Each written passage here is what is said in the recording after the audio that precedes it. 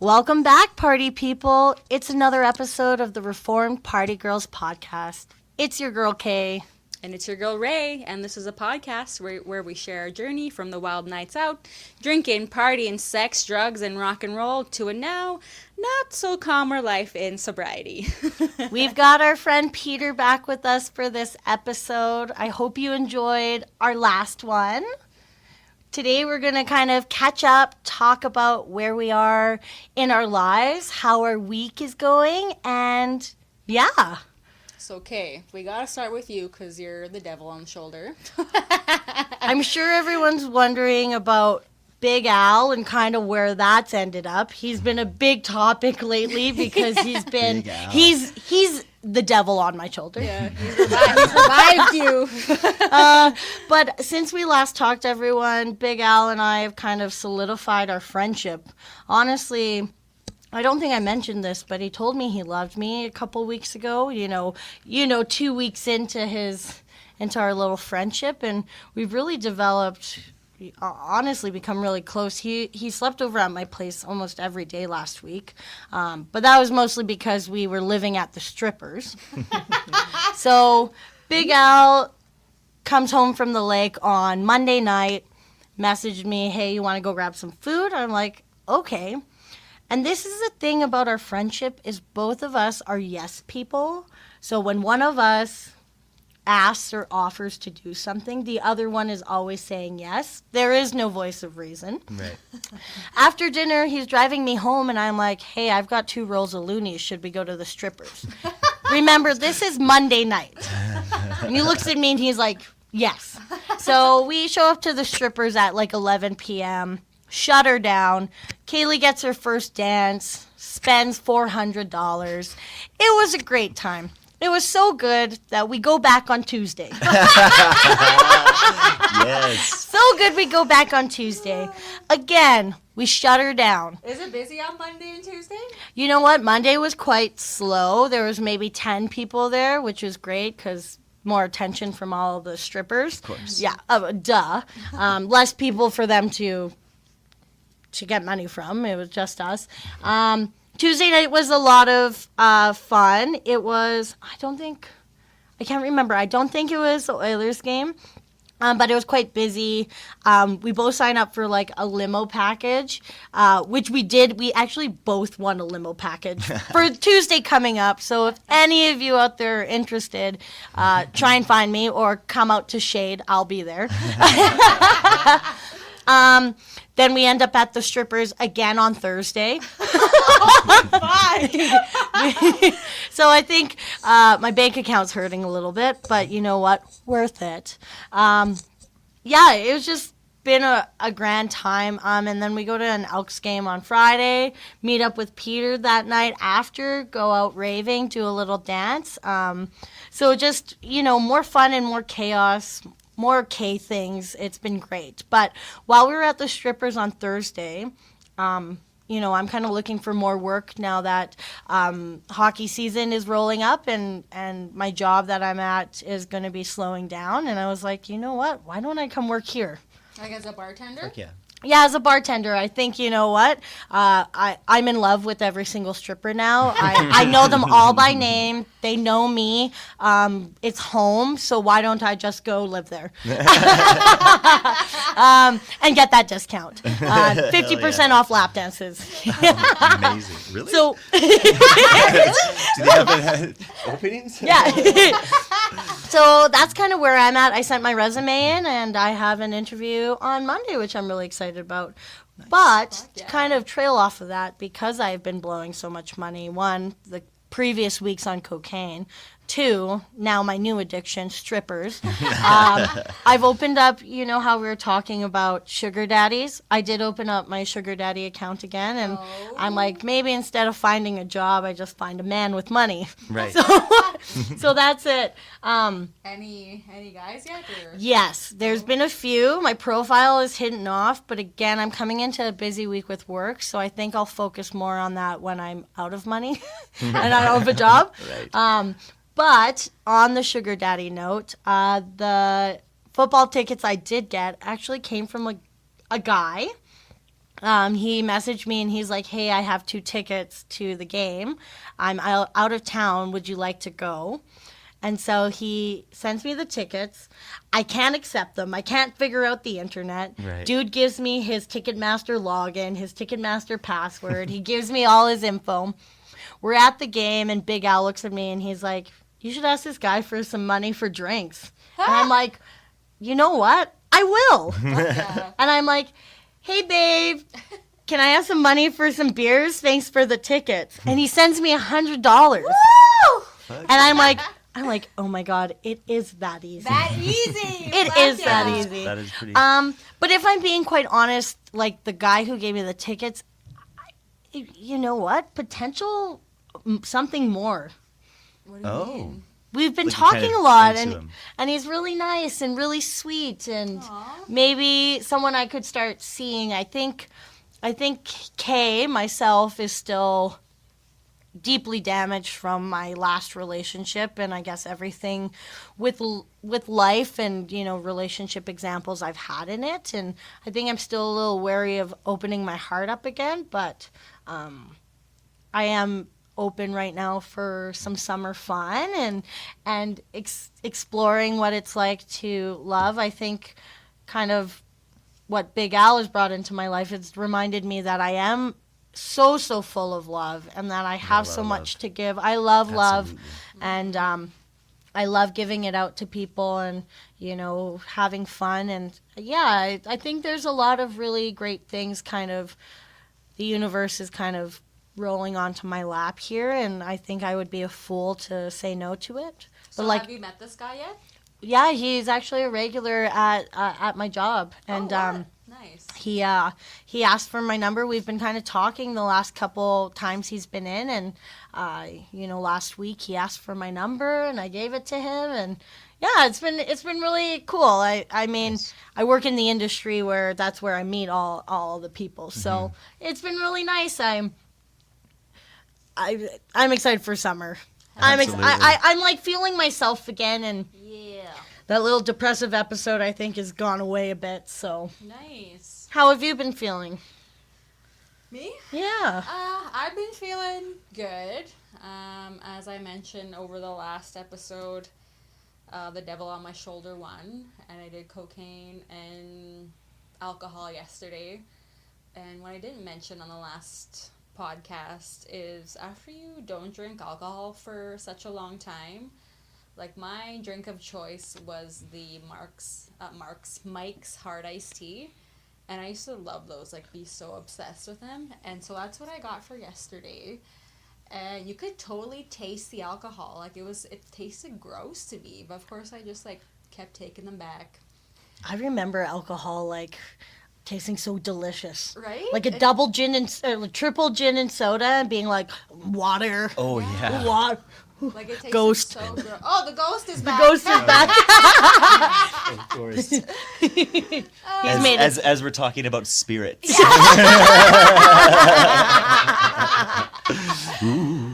Well, I guess, Ray, my question to you is like, have you still been feeling in that funk and kind of like that itch kind of happened, or was it a perfect storm of opportunity that kind of brought that along? Like, Oh yeah, like since we were having that like depressive feeling and how we just wanted chaos and all the drugs and everything, like that feeling just never went away.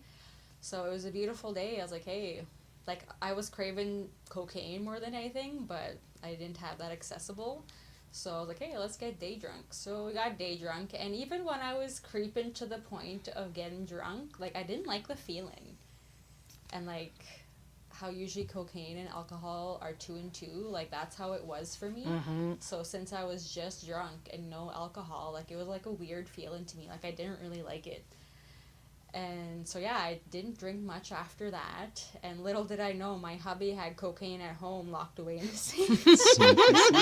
sneaky, sneaky. So yeah, I whipped that out, but there wasn't much left. We had maybe like 4 lines each, and then it was done. But like even that feeling, I was like, oh, this is a nice feeling. Like this is what I was kind of chasing. So that part was good. Like, I sang karaoke by myself because he didn't want to sing. You did karaoke without me? Yes, I was even going to text you. God like, damn. We should do a karaoke night soon. I live Amazing, for yeah. karaoke. I live for karaoke. But yeah, like, I feel that itch has been scratched now because of how I'm feeling today. And, like, how I mentioned before is the thing that usually stops me from doing cocaine is the not being able to sleep. And I love my sleep. And so, like, all night, like, that's all I could think about. Like, fuck, I was mad. Like, I wanted to go to sleep, and I fucking couldn't. That's the blow for you, It man. was driving me insane, and, like... Just crocodile rolling all night long. Yes! Yes! And I'm like, oh, this fucking sucks. And, like, I don't smoke weed either, so I didn't want to start smoking weed again so I could go to bed, because I know that'll just become a daily habit again, so... My hubby smoked, so that's why he slept like a baby. Lucky fuck. But yeah, like, I feel really tired today. Yeah, I think I'm back to not bothering with alcohol, but I don't think I'll say the same for cocaine. I guess my question to you is, I know we talked about it last time because, you know, I caved and I did some cocaine, and you looked at me and you said, you know, Kaylee, you've been my rock through all of this because you've been able to, you know, not do it, and I look up to you. Would you say because I cracked a little bit, it opened up a door for you? Yes, like, I don't want to blame you. I'm No, not of putting any course. blame on you, but definitely, because I feel like, yeah, we were in this together. We so were. I'm like, yeah, if she can do it, I can fucking do it. And, like, we're in this together, you know? Yeah. And then, like, you talking about all your fun stories, like, it made me want to crave it. It made me crave it even more. It was like, I want that. Because, like, you know me, like, I literally do the same shit every fucking day. Yeah, So it gets mundane boring routine. after a while, like, You and just like, shake it up a bit. yes, exactly. So, like, it was fun, but yeah, I think once Wicked Woods rolls around, there's probably gonna be some cocaine, if I'm being honest. Oh yeah. Well, it's hard, like, in the summertime. Just Yeah. like beautiful out, Oh yeah, so lovely. yeah. And you just have all those reminders of summertime's past, Yeah. or you Yes. get that feeling like you walk outside and instantly you're like, patio beers. Yes, And you're I like, was just oh, gonna say fuck, patio. wait. Yeah. I guess I'll go patio sodas. Yeah, that doesn't have the same ring to it. No. We should make No. T-shirts. The bartender looks at you all weird, and then they end up charging you $4 anyways for the fucking soda. Yeah, and you're you're like, like, all right, this sobriety thing, I don't know about it. I'll get another double soda, please. Yeah, exactly. Still in the habit of double. I'll get a double soda. Amazing. Well, Peter, for you, was there a time where you were like no to everything, and that, you know, you said no to cocaine, acid, MDMA, all that, or was it just always strictly alcohol? It was just specifically booze. Like Yeah. it had become a large enough problem that it was just the thing to take care of, and anything else I'll deal with later when Yeah. you know. And I mean, I didn't really have, like, the only time I found myself like having an issue, like their dependency on cocaine, is because I was like just drinking and partying all the time. Yeah. You know, and all of a sudden I'm like, oh fuck, I gotta work at 6, and how am I gonna get through this shift? Yeah. 6 p.m. everybody. Yeah. So you know, and so like it was, you know, and then of course, like, you know, like the parties after work, or like doing like stuff with like the band, or yeah, it could be around often, so it was just like, oh yeah, I'll just do this because this is, you know. So I didn't really set like any date. I just stopped, like, I just didn't, it just became not a part of my life anymore, like after when I Yeah. stopped drinking. And I'd still like I'd said in the last ep, that it was actually a Molly experience that kind of brought some real, like, made some things really kind of click for me. And so I've kind of been still using, like, still doing like psychedelics, and did a number of festivals last year, and so we'll, you know, do and got ketamine on hand and drop. I mean, acid is probably one of my favorites. I don't do mushies as much, kind of out socially. Yeah. But I've definitely had my times where I've like, okay, I feel like I'm leaning into this a little bit too much, because you know, you do hit sometimes those like little depressive points, right? Or you get, you know, and I mean, and coming off the winter, I mean, it takes a bit of a toll on you. I know it does for me. And then you get into like this like summer mode, and you're trying to like break out of that funk, and it's easy to calls kinda, you. oh, for sure, Yeah. and I've had, like I said, I've had a couple like moments in time where I've like had like a tough afternoon, or like a shitty like conversation or whatever, and I walk outside and I'm gonna go for a walk, and I'm out on my walk and I'm like, oh man, like normally I'd be walking to the bar to sit down and have some drinks, and then I would like, you know, get social, and then I would talk with people. I might meet up with some friends, or might meet somebody new, and that would be the way to combat everything that I was feeling.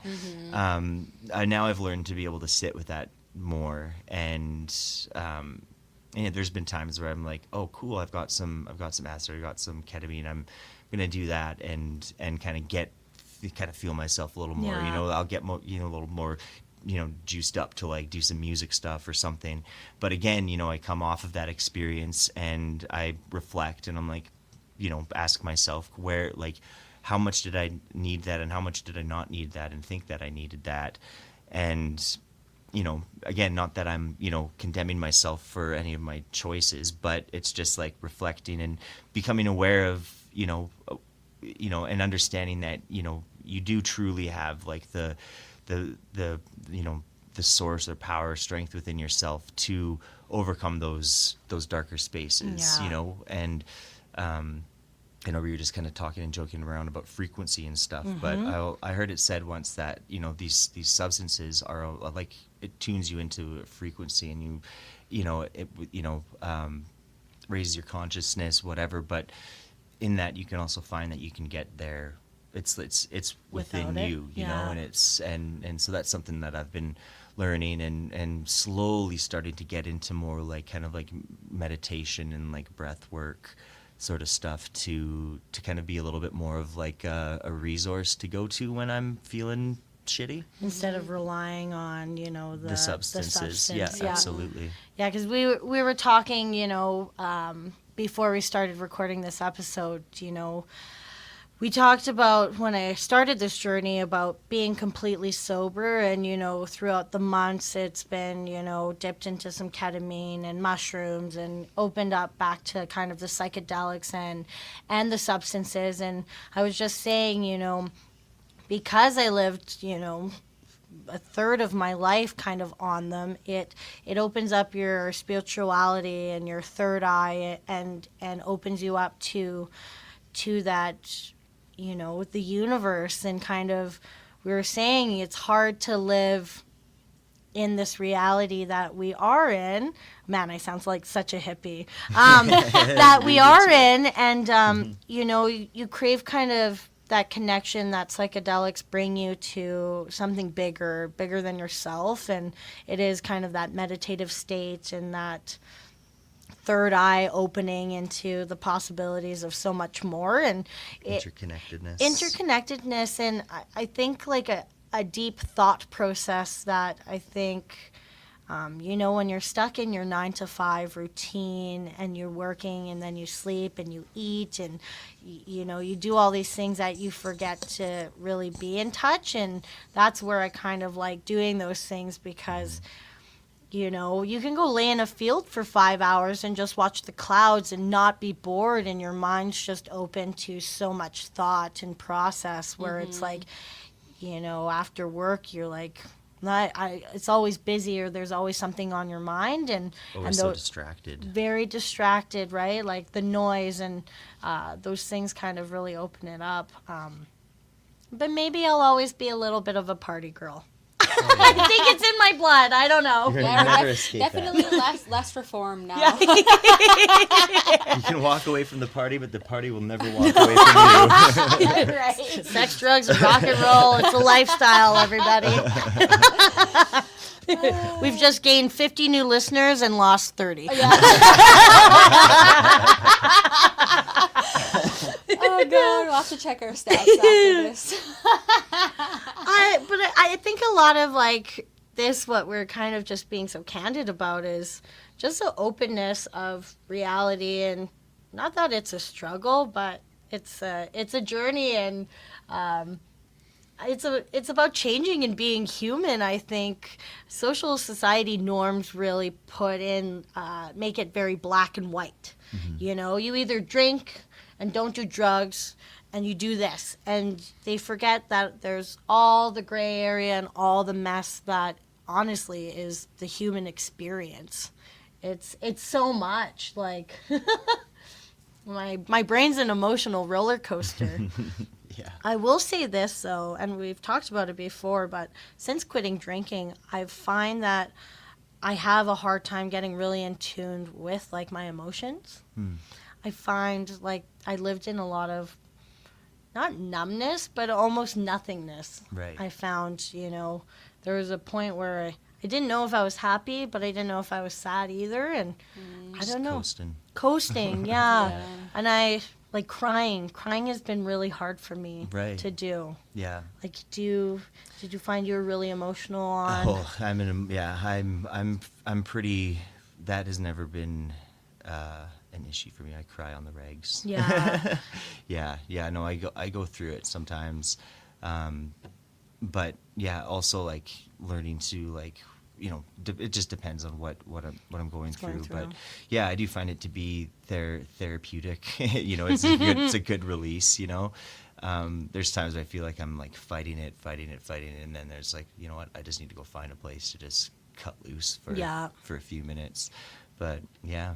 What about you, Ray? When was the last time you cried? Well, it's interesting what you were just saying, because now that I think about it, same with me. Like, since I stopped drinking, like, I haven't really cried or like felt the need to cry. But like I recently cried like a couple weeks ago during a therapy session because she brought up something that really hit hard. And then after crying, I'm like, shit, like, that's like the first time I've cried in like such a long time. Wow. That was your, what's it called again? EMDR therapy. Yeah. That's like the touch and the frequency. Oh, okay, cool. It's like there's different types of it. You can do like tap-in. We haven't actually got into the EMDR part yet. Like the first 3 sessions were a lot of assessments and a lot of questions. And like I really like her questions that she asks. Like, she really dives deep and gets you thinking about certain things. Nice. So our next session will be the actual EMDR therapy. But she does it differently because the last therapist I was seeing, she did it through called tap-in. So she'd sit in front of you and like do these tap-in motions on your knees as you go into like this meditative state, and then throughout it she'll be like, take me back to this time in your life, or take me back to that time in your life, and then you'll think about it. And basically what it is, it just helps your brain. I never know how to explain this. I should like look this up better because I have people asking me this a lot. But like your brain knows what to do. So the tap-in like rewires your brain somehow and like helps fix or remaneuver things in your brain to like get over shit that happened to you in the past. I don't know if that makes sense or not. But isn't it all about stored trauma, like hidden away in your body, right? Like you've suppressed it and it lives in, you know, different chakras or whatever in your system, and it's all about like energy flow and processing and remembering and releasing of that, you know, tension, which is really beautiful. Yeah. Yeah, that's so cool. This new therapist I'm seeing, she does a different type where like I hold some sort of like clickers in my hands. I think she controls the clickers somehow. I don't know exactly how it goes. I'll get more into it after we do a session, but yeah, I'm curious to see how that goes. But she's not going to be happy when I tell her that I did cocaine. So I'm curious to see how that's going to go. Like, I am going to tell her because like I want to be super honest about everything with her. Like, I don't, because previous therapists, like I would hide things and I wouldn't be completely honest, but like I don't want to do that this time. I think that's what I really appreciate about where I am now is, you know, not hiding it. I think that was a big thing that, you know, my addiction had over me is that I felt like it was me and my addiction, and we were in it together, because there were things that even my bestest of friends or my family didn't know about, and the only other thing in my life that knew truly what I was going through or how many times I was using or all of my experiences was alcohol and drugs, and it was the only thing that I felt that really knew me, right? It gets really hard when you are, it's not maybe lying to yourself, but it's that guilt again, feeling that you can't be completely honest because of it, and you feel like you'll disappoint the people around you that love you, and you kind of forget that they love you for who you are, and usually for everything that you are, the good and the bad, right? So That's something I still struggle with. Like, my family still doesn't know about any of this shit. And, like, I keep saying, oh, I'll tell them eventually. But I don't know if that day's ever going to come, to be honest. Because my dad and my sister, they're very close-minded. Right. And, like, even, like, think people shouldn't be smoking weed. Like, they get mad over shit like that. Like, very old-school type thinking. yeah. And, like, I don't know how that conversation would go. And plus, they, like, worry about me a lot. And I feel like that would just make them worry more. Yeah. And you don't want to do that. Yeah. So, like, that, maybe... as a kid, you don't want. But at the same time, yeah, that's a weird space to navigate through. Because you want to be able to have that openness, but you also, like, just don't really care for added drama, or just when you know that there might be misunderstandings, then it's just like, oh, now I got to spend this time trying to explain myself. And Yes. Yeah. so, Family's a hard one. It's like you have this relationship because they've known you your entire life, and then you get to the point where you grow up a little bit, and it's like you have them and you love them, but they're just always there, and it's like it's that understanding, right? Because you care so deeply, it's that worrying you don't want to ever hurt those people around you. So Yeah, and plus we never really had that, like, open communication about stuff. Like, I could never really come to them and tell them how I'm really feeling about stuff or what's going on in my life, because I'd get that judgment from them. right, yeah. So that definitely stops me as well, which sucks, but it's like, I don't know. Yeah. What do you do? I think there's a lot of people that are in that place because there is a lot of, like, judgment, condemnation, a lot of misunderstanding, and not an openness, And I think that, that can be a tough space to be in, for sure. chosen family, I think, is so important, especially 100%. like, in our journeys. I look at like the groups of people I've been around, and it's like the people you choose to have in your life, especially, here at this point, you can be quite selective, and it's even setting those boundaries and cutting off those people that aren't worth your energy. And we all know that I've done a lot of that recently, and how great it's been for my life. And it's being able to make those choices and being like, you know what, this person isn't serving a purpose in my life, and my energy is precious, and where I choose to give it out, is special. And having your chosen family and like your people that you can really, really get close with is, I think, absolutely beautiful and a part of community. I think it's like the space we live in. Yeah. Community is so, so important, Very important, yeah. right? 100%. And you said you found like a really good group that you feel safe in and can dance with and feel comfortable with. Absolutely, Yeah. Yeah. It's really nice to find like-minded homies. Yeah. Absolutely. Have you found it's been hard to kind of find that in the last little while, or? No, like it's like I've been lucky because I've got a number of friends like that I do music with, or that I still kind of keep in touch with from like the like kind of more kind of party days, right? And like everyone still kind of does their thing. At first, it was a bit challenging for me to like where I really felt it was like going to like a jam or to like a band practice, because that was something that like it was always like you'd bring the 6-pack or you know, something to mix some drinks, and so when all the guys were like cracking beers, I was like, fuck, this coffee just isn't doing it anymore. Double soda, please.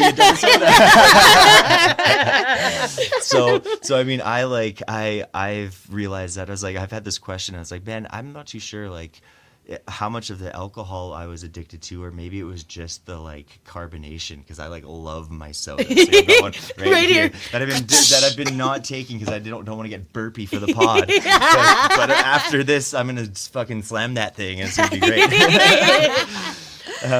But no, so yeah, I've been lucky to like kind of have my little crews, like, you know, and they've all kind of like understood my journey, and yeah, but there's definitely been times where I've either chosen to kind of isolate a little bit more, or where I've just felt like I just can't be around people right now. Yeah. It's never been because I'm like, oh, I'm fearful that I might like slip or might want to like drink. It's just I'm a little more aware of my like where I'm at, you know. Emotional and I think, state. yeah, Hey? and I think you know, just kind of taking a little bit more care of that, because in the past, you know, if I was just kind of feeling like shitty or whatever, and I'm like, you know, chilling out at home for the evening sounded like a fucking night from hell. I'm like, not with the voices in my head. I'm stuck in these four walls. No, thank you. You know, so it's been kind of a cool like journey to be able to just kind of, you know, kind of just like allow those ebbs and flows and the little lessons that come along and experiences that come along with it. Well, it sounds like But- you have some really awesome things coming up here too, hey, that kind of help keep you away from like, you know, that dark voice Yeah. getting you down, especially when you have something to look forward to. Absolutely, yeah. I think it's given, you know, me the opportunity to kind of dive back into my passions, and you know, and when you're not always chasing that next escape or that next high, and you know, and all your money and energy's going to that, you all of a sudden find yourself with a lot more energy and time, and you're like, oh geez, I can do something with my life now. And it's not even out of this place of like pressure or expectation, which is still a daily journey to go through, you know. But you know, just starting to kind of recognize, oh, okay, like I can access like these like desires in my heart, these things that I want to do, and I can make the life that I want for myself, and be able to be in the place where I can be of service to help other people, you know, go through their journey and find their way to whatever that path might be, you know. And so yeah, but yeah, key to have some homies or some family around, and sometimes it's not the family, sometimes it's your chosen family. And I've been lucky to have a bit of both, and I've also had some close family where it hasn't been all of a sudden, you know, after years of like kind of being in good relationship and everything's kind of feeling fine, you know, I'm, you know, almost a year into my sobriety, and then all of a sudden dealing with these weird like personal family issues with my sisters, but it's stuff that's coming up, and I think it's the openness of even just my journey that's allowed for some of that. And so it's kind of cool that we're like experiencing some like healing together. Yeah. But yeah, it's definitely not always easy, and there's definitely some times where I've felt very isolated and alone in my journey, and I've had to like work through that and find peace in that space. Well, it's like when you start putting yourself number one, right? Like for me, you know, alcohol and the party lifestyle came before everything, right? It was nature, and it's It was a means to survive. a means to survive, right? And then you go through that healing point where you do isolate, and then you start putting yourself first and your needs, and you learn how to say, no, I'm not feeling it tonight, or no, I just want to stay in, or yes, and you start having... Or yes, and you're at the strippers. Yeah.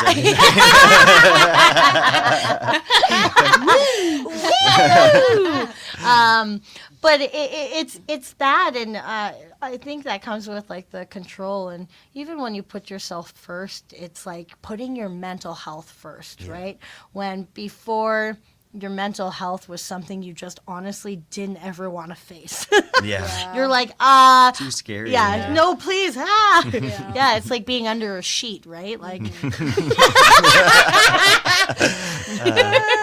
pun intended.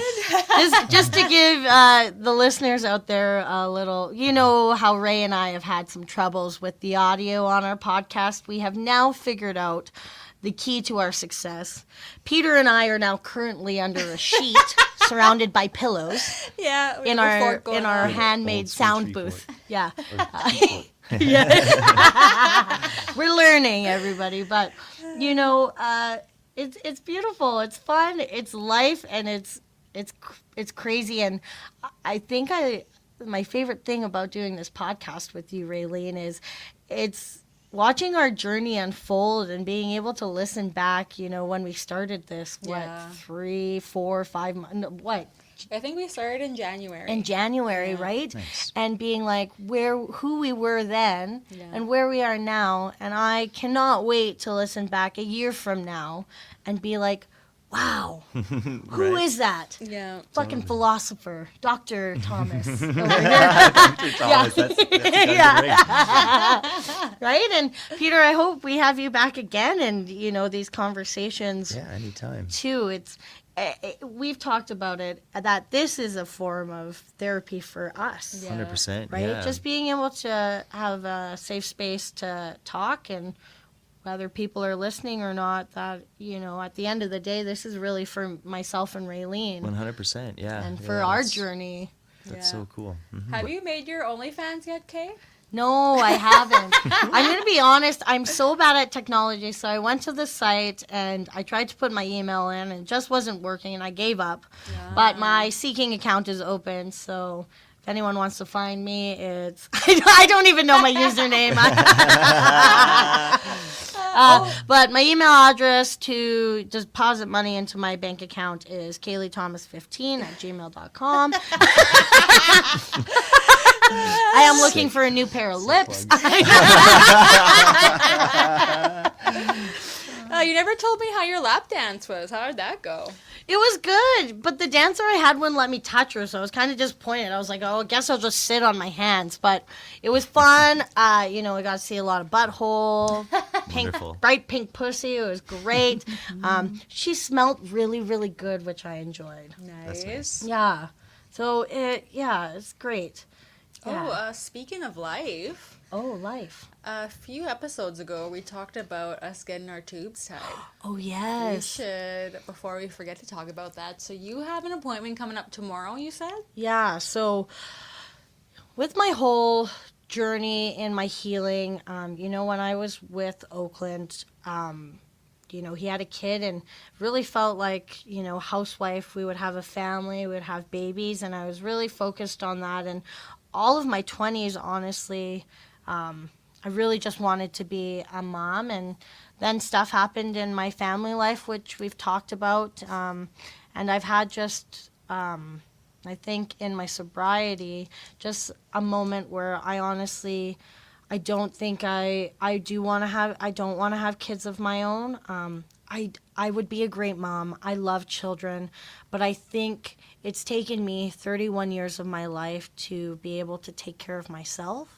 And I still feel like I'm not 100% able to be fully responsible of my own health.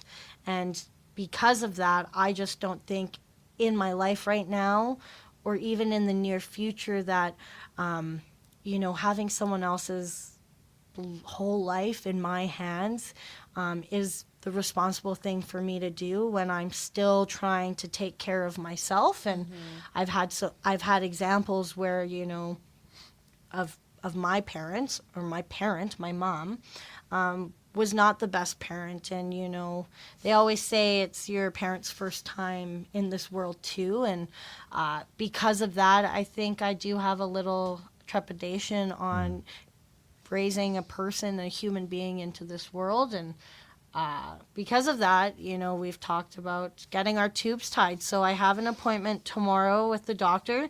He's going to do a full checkup on me, just because I have been a little crazy lately. And, well, like Peter, I was honestly like absent from like sex for like a year and a half. Oh, wow. Yeah, like it was really, really hard for me. We actually, on the podcast, if you go back a few episodes, I honestly thought I was asexual and I would never have sex again. And that I was completely unattractive. Oh, Kaylee, that's wild. Yeah, and then I'm sending Peter videos of me fucking myself in the ass with a dildo. I didn't get that one. Oh, you didn't get that one? No,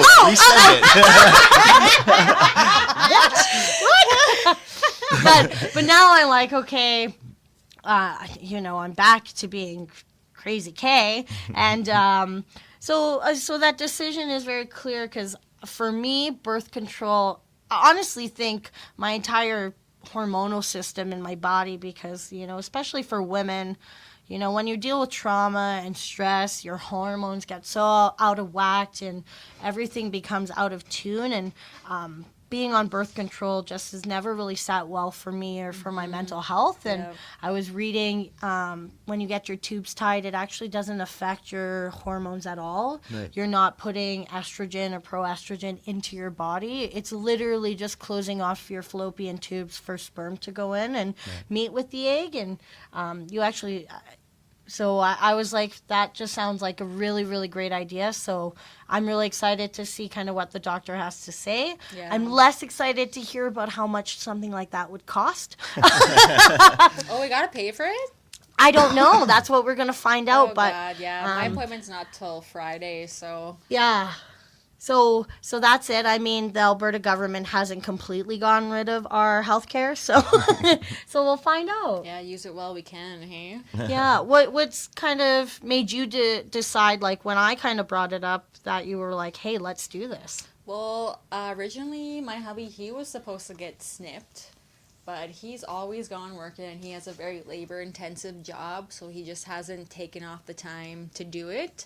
And so when you brought it up, it's like, maybe I'll just fucking get it done. Like, yeah, because I read they just put you out, but it's introscopic. I think that's what it's called, where it's a very small incision. They put their little robot hands inside you. They knot them up, and then it's reversible too, but super quick and easy. I think recovery is a day or two. Like, yeah. And that's what I'm going to ask about is the recovery, because I have my pole instructing job, so I'll probably have to work around that schedule to see how much downtime I'll need. Yeah. But I was also curious about the hormone thing, and I read that as well, that it doesn't affect your hormones, so that's awesome. Yeah. But my appointment's on Friday. We'll keep you all updated. Yeah. What about you, Peter? Like, what does the future hold for you, or what is something that you want? Like, is a family and that life kind of in your mindset? You know what? I don't believe that I'll ever have kids. Yeah. I'm pretty well certain. It would be pretty wild, like, kind of like if that was to TSN happen. Turning point in life. Well, like, next episode, like, Peter's like, I'm a dad. I'm gonna go with the flow. Yeah. I got a call today and, from my child. Dad, is that you? Is that you? It's crazy. Who knows? I honestly feel like, a big part of like our generation is, one, like, I've met so many people who have decided to turn away from alcohol, and I find that, it's a part of the generation now kind of making that decision and seeing all, the ugly side to it, and that a lot of people are choosing not to do it, which is beautiful, because you go into a bar and you have 5 non-alcoholic beers you can choose from and cocktails. And Raylene and I went to actually an NA bar that is strictly non-alcoholic cocktails called Spilt. Yeah, cool. Shout out. Yeah, they actually have zero proof spirits, so they make like whiskey sours and old fashions with like zero proof bourbon and stuff like that, which is really great. They're so good. But I even find that like our generation is also choosing not to not to start families and kind of focus more on ourselves as individuals. So it's really interesting to see kind of where the mindset of the human race is turning to. I don't know if it's because the world is scary out there, or It could definitely be a contributing factor. or It's even like, do I really want to raise a Right. family in this craziness? right, or even it's we talk about how it's like our year of being selfish, and I think just independently being solely responsible for yourself, there's just a shine to it for me. For sure, yeah. Is just being able to go to the strippers three nights in a week. Is just, there's something beautiful about it. I have a man. good feeling you'll be back there soon. Well, I guess if Well, you I'm have going a on limo Tuesday. package, hey, yeah. Yeah, I've got a limo Tuesday, everybody. Oh gosh, that's awesome. But life, what a crazy journey. Right? What a crazy life we have. I love it. So good. Well, thanks for tuning in. Peter, it's been so great having you here. Absolutely. I can't wait to have you back. Yes. Yeah. Yeah, fuck yeah. We'll do it again for sure. Send us an been awesome. email at partygirlspodcast@gmail.com, or you could check out our Instagram at Reform Party Girls Podcast. And yeah, subscribe, give us 5 stars. That'd be pretty cool. That'll be pretty cool. Okay. Bye. Bye.